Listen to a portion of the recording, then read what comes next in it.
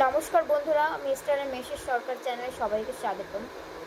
তো এমন একটা ভিডিও বানাবো কখনো ভাবিনি, কারণ আমিও নিজে একটা ওয়াইফ।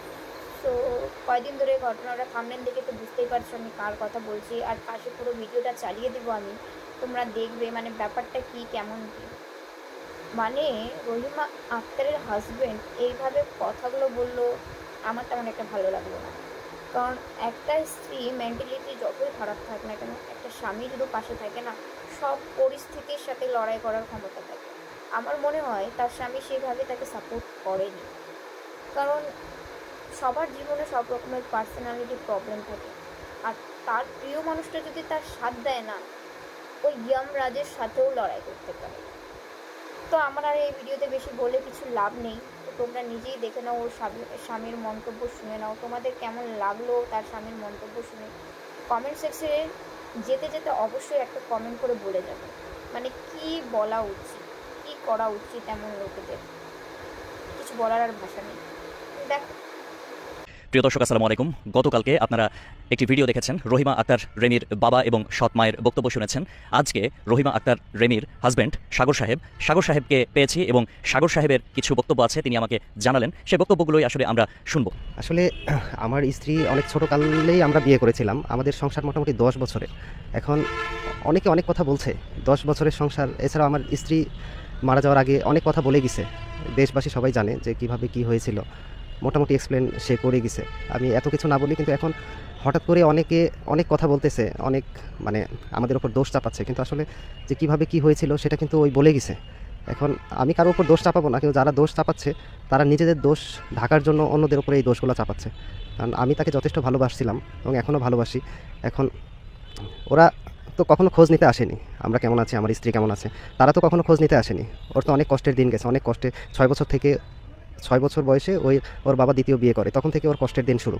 এরপরে যখন আমার মেয়েটা হয়েছে, তার কিছুদিন পরেই হচ্ছে ওর মা আরেক জায়গায় বিয়ে করে।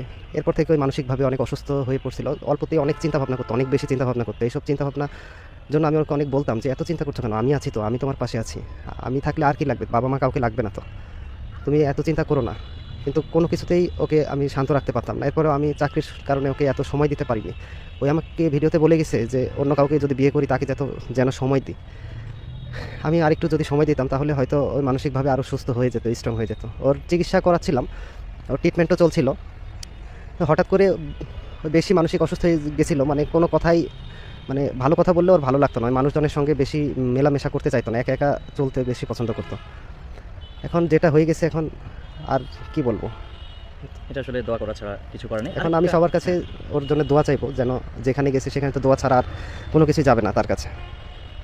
এখন আরেকটা ব্যাপার, এই যে আপনার শ্বশুর যে অভিযোগগুলো আসলে করলো, যেমন হচ্ছে লোন নেওয়ার একটা অভিযোগ, তিনি বড় একটা অভিযোগ তুলেছেন এটা, তারপরে হচ্ছে তাকে শারীরিকভাবে নির্যাতন করার একটা অভিযোগ তিনি দিয়েছেন।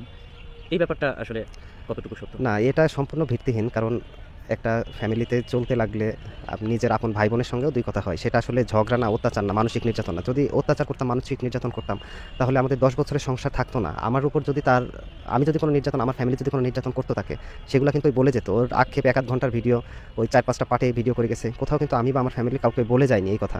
ওই কিন্তু বারবার ওর নিজের ফ্যামিলির কথাই বলছে, কিন্তু ওর নিজের ফ্যামিলির লোকজনই আবার উল্টা আমাদের উপর দোষ চাপাচ্ছে। এগুলো আসলে ঠিক না, এগুলো সব ভিত্তিহীন। তারপরে রেমির ভাই উনি বলল যে হচ্ছে আপনি তাকে রেখে এসেছেন ঈদের দিন ও চারঘাটে। এখন হ্যাঁ, এখন সেদিন যে ঘটনাটা ঘটছে, সেদিন ওই আমাকে বলছিল যে আমার ভালো লাগছে না, এখানে আমার খুব খারাপ লাগছে, আমি বাবার বাসায় যাব। আমি বলছি আমি রেখে আসি, ওইখানে না, আমি একাই যাব, তুমি পরে এসো। ওখানে গেছে, ওই যাওয়ার পরে ওইখানে ওর হয়তো ওদের ফ্যামিলিতে কিছু হয়েছে কিনা আমি জানি না, ওইখানে একবার সুইসাইড অ্যাটেম্প্ট নিয়েছে। ওইটা ওই আমাকে পরে হোয়াটসঅ্যাপে কল দিচ্ছে, হোয়াটসঅ্যাপে কল দেওয়ার পরে ওইখানে ওই ভিডিও করে আমাকে দেখাচ্ছে যে এখানে আমি ফাঁস লাগাইছি, এখন ফাঁস নিব। আমি সাথে সাথে ওর চাচাতো ভাই ছিল পাশের বাসাতে, এই চাচাতো ভাইকে আমি বললাম, চাচাতো ভাই সাথে সাথে কিছুক্ষণ পরে গেলো, যাইটাই দেখছে ওখানে ঝুলছে। ওই সাথে সাথে ওইখান থেকে নিয়ে বাসায় নিয়ে যায় শোয়াইছে, শোয়াই খাওয়াই ওকে ইস্টাবলিশ করছে। পরে আমি বাসায় খাওয়া দাওয়া করে আমি বিকালে আবার ওখানে গেলাম। যাওয়ার পরে ওকে অনেক বোঝানোর চেষ্টা করছি, ওই বুঝতেছিল। হঠাৎ করে ওর মাথা আবার বেশি খারাপ হয়ে গেছে, কারণ ওর মাঝে মাঝে যখন শরীর খারাপটা বেশি করে তখন কারো কন্ট্রোলেই থাকতো না। পরে ওর দাদিরা বোঝানোর চেষ্টা করছে, বুঝেনি। ওর বড় মা ছিল, যেটা মানে ওর ওর ওর যে বড় মা বোঝানোর চেষ্টা করছে, ওই বুঝেনি। পরে শেষমেশ ওই খুবই এক্সাইটেড হয়েছিল। আমি বলছি যে আমি থাকি, নাহলে রাত্রে আমি এখানে থাকি, কারণ আমি তোদের কাউকে এখানে আমি সহ্য করবো না, যদি থাকিস আমি যে কোনো জায়গায় আমি আশপাশে যে গলায় করে দেবো আমি। পরে আমি বুঝাই টুঝাই রেখে চলে আসতে লাগছিলাম, পরে ওই থাকবে না। এরপরে আমাকে আবার ওর ভাই ছিল না, ওর ভাই ছিল বাইরে, ওখানে ওর দাদি ছিল, ওর ভাই আবার ফোন দিছে যে ভাই তাড়াতাড়ি বাসায় যান, আপু আবার কেমন করছে। আবার গেছি, যাই দেখছি আবার পাগলের মতো করছে। আমি পরে বলছে যে আমি এখানে থাকবো না, আমি চারঘাট যাবো, আমি চারঘাট যাবো। আমি কই চারঘাট কেন যাবো, তাহলে এসাকে নিয়ে আসি, আমার মেয়েকে নিয়ে আসি, একবারে 3 জন চলেছি। না আমি এখানে কাউকে অ্যালাউ করবো না, আমি একা একা থাকলে আমি ভালো লাগবে। এছাড়াও এর আগেও একা একা থাকছে বাসায়, একা একা থাকলে একা একা সাজগুজ করে, ওর ভালো লাগে। আমি এত কিছু ভাবিনি। আমি যেতে যেতে ওই সন্ধ্যা 7:15 রওনা দিছি। আমি যেতে যেতেই ওর মন হালকা হয়ে গেছে, আমার সাথে হাসি খুশি করে কথা বলছে যে না কিছু করবো না। আমি বলছি জান দেখো কিছু করো না, আমাকে শুয়ে প্রমিস করছে আমি কিছু করবো না। তখন আমার মনে তো সন্দেহ লাগছে যে তাহলে মনে হয় কিছু একটা করছে। ওই পোস্ট করছে ভিডিওটা দেখো, আমার তো কেমন সন্দেহ হচ্ছে। ওই সঙ্গে সঙ্গে হচ্ছে ভিডিওটা আমাকে ওই দেখছে, ভিডিওটা দেখার পর আমাকে বলছে ভাই চলেন চারঘাট যাই। আমি বলছি তুমি পুঠিয়া বাজারে আসো, আমি আসতেছি। ওই পুঠিয়া বাজারে আসতে আমি বাসা থেকে মোটরসাইকেল নিয়ে আসছি। আমার মেয়ে তখন ঘুমাচ্ছে, আমার সাথেই ঘুমাইছিল রাত্রে। ওকে নিয়ে সরাসরি চলে গেছি চারঘাট।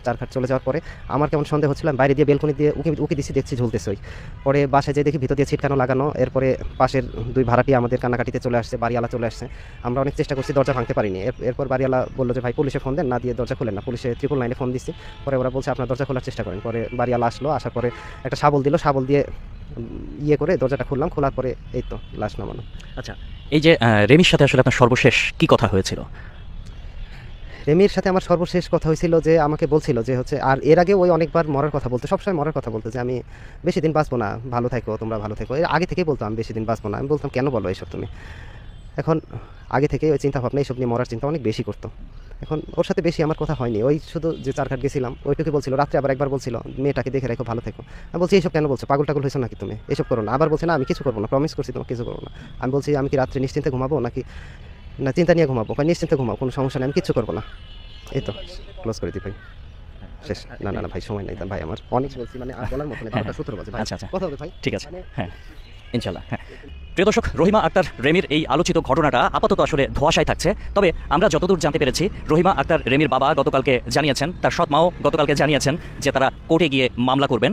তবে রেমির হাজব্যান্ডের বক্তব্য হচ্ছে যে তিনি কোনো মামলা মোকদ্দমায় যেতে চান না। তবে রেমির বাবা মা যদি মামলা করে থাকে, সেক্ষেত্রে তারা পরবর্তীতে তিনি ভেবেচিন্তে সিদ্ধান্ত নেবেন যে কী করা যায়।